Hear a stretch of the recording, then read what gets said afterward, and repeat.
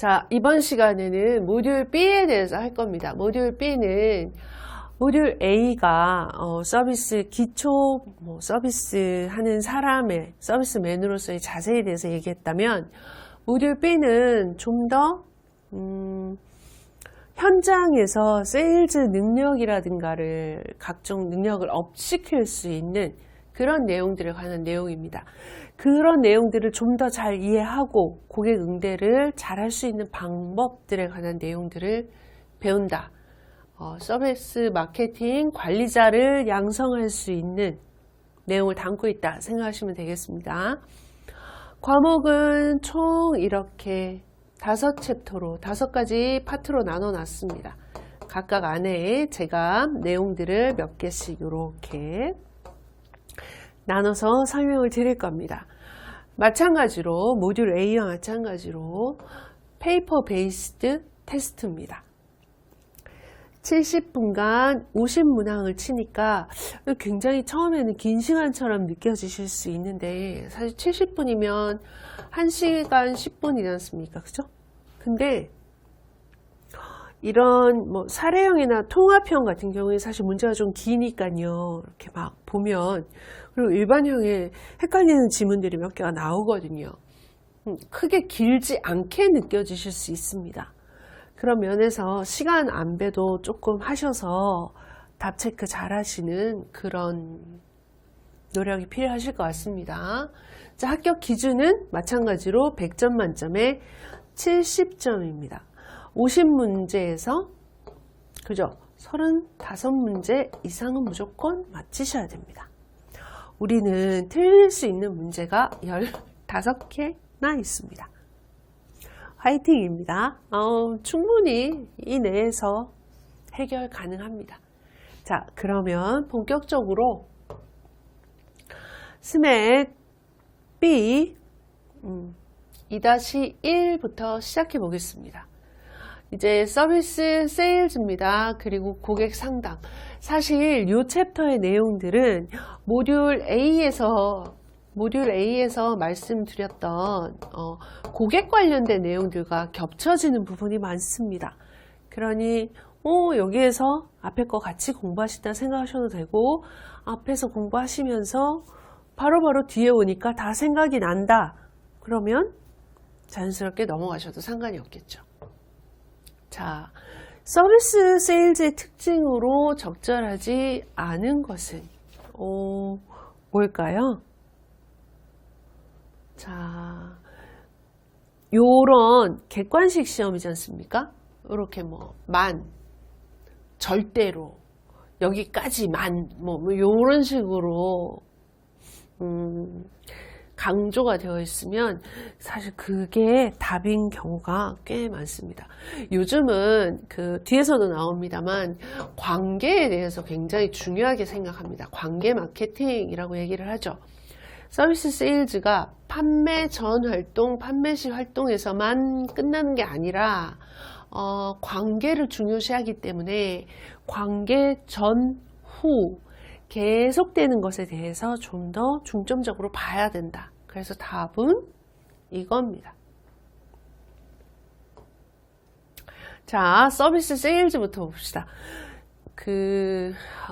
우리 스맵 모듈이 이렇게 모듈별로 이렇게 나누어져 있어서 제가 앞 모듈에서는 A 모듈에서는 별로 내용이 나오지 않았고, B 모듈에서 조금 나오기는 하는데 본격적으로 나오지는 않고, C 모듈 맨 앞에 이 얘기가 나옵니다만, 지금 이 서비스 세일즈를 설명드리기에 앞서 이 서비스 전체의 특징에 대해서 좀 설명을 드릴 필요가 있을 것 같습니다. 이걸 아셔야 다른 내용들도 이해가 좀 쉬울 수 있거든요. 서비스의 특징 가장 대표적인 거 4가지를 얘기를 합니다. 첫 번째가 무형성. 서비스는 형태가 없다.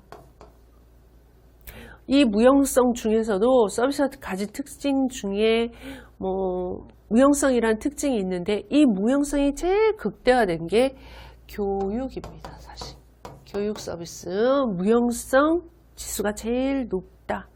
형태가 없잖아요. 제가 지금 어떤 형태를 하고 있습니까? 그죠? 형태를 볼 수가 없습니다. 그래서 문제는 뭡니까? 무형성을 극복하기 위해서는 유형화 시키는 게 중요하다. 이렇게 형태가 없기 때문에 어떻게 하면 좀 더 이렇게 광고를 제대로 한다든가, 광고를 어떻게 제대로 묘사를 한다든가, 이렇게 화면 같은 걸 해서 미리 뭐 좀 보여준다든가, 이런 게 유형화 작업입니다. 자, 그리고 서비스는 이질적입니다. 질이 다르다는 거예요. 다양하게 나타난다, 변화한다 해서 다른, 이런 말로도 다 똑같은 말입니다. 이렇게 표현을 합니다. 왜 이질적이냐?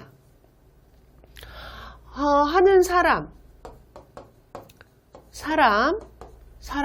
그리고 하는 시간, 어떤 때냐, 뭐 이런 거에 따라서 다 질이 다르게 나타난다고.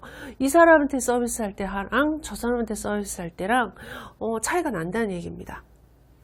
다양하다. 누가 하느냐에 따라 다양하다. 또 신입사원이 서비스하는 거하고 좀 베테랑들이 하는 거하고 또 다르다는 겁니다. 이질적이다. 그리고 생산과 소비가 동시에 일어난다. 비분리성, 떨어지지 않는다. 그리고 사용되지 않은 서비스는 없어진다. 그래서 이런 소멸성 같은 거를 극복하기 위해서 이 수업이 만약에 현장에서, 강단에서 바로 이어지는 수업이었다면 오늘 이 시간에 오지 않은 친구들은 다 결석이 되지 않겠습니까? 근데 이런 소멸성을 극복하기 위해서 이런 전자적인 통로를 이용을 하는 거죠. 소멸성 극복을 위한 노력이기도 합니다. 자, 서비스 특징 요 4가지 잊으시면 안 됩니다. 이거는 무조건 알고 계셔야 됩니다. C모듈에 가면 제가 또 말씀드릴 겁니다. 자, 서비스가 왜 이렇게 특징적으로 발전할 수밖에 없는가? 서비스의 이 서비스 세일즈의 특징들은 뭐고, 어떤 것에 중점을 두고 있고, 이런 것들에 대한 이야기입니다. 서비스 직원, 서비스라는 상품 바로 생산해내기도 하고 판매 촉진 수단이 되기도 한다. 전통적인 세일즈가 비중을 두는 거하고 현대의 세일즈, 아까 말씀드렸죠. 관계 형성, 관계 강화 쭉 이어갈 걸 원한다 라는 얘기입니다. 서비스 세일즈에 있어서 이런 3가지 중요한 것들, 세일즈 토크, 중요한 거 세일즈 에이드, 효과적으로 하기 위한 자료와 도구의 총칙, 이런 걸 세일즈 에이드라고 얘기를 합니다. 세일즈 매뉴얼, 팜플릿, 카탈로그 같은 거, 그리고 엔지니어, 요 3개. 서비스 세일즈 이런 기능 있다. 아까 제가 컨벤션을 얘기하면서 컨벤션은 B2B다. 일반적인 우리의 세일즈들을 보면은 B2C인 경우가 많습니다. 비즈니스 투 커스터머, 비즈니스가 바로 고객에게 가는 건데, B2B는 큰 기업 대 기업 이런 것들 생각하시면 돼요. B2B 시장에서의 세일즈는 장기적인 관계, 구매 결정하는데 긴 시간이 들고 논리, 실리 이런 거 다 따진다. 일단 수는 작지만 규모는 크다. 그러니 덩어리가 크죠. 정형화된 구매 절차를 가지고 있고 대량 구매하는 편이다. B2B와 B2C의 차이점 아시죠? 자, 세일즈하는 방법입니다. 인적 판매, 특히 비싸고 구매하는데 시간이 많이 걸리고 이런 것일수록 인적 채널에 의존하는 경우가 많습니다. 위험도가 높은 서비스, 비싼 것들, 집, 차, 또 뭐 있죠? 비싼 거? 보석 같은 것도 있을 수 있겠고요. 근데 이런 사람들, 세일즈 인력을 양성하려면 비용이 좀 많이 들겠죠. 자, 그 다음에 서비스 세일즈, 구전 마케팅이라는 겁니다. 소비자 입소문을 활용하는 거죠. 기업에서 고려해야 될 게 이런 겁니다. 퍼뜨릴 사람을 제대로 찍어야죠.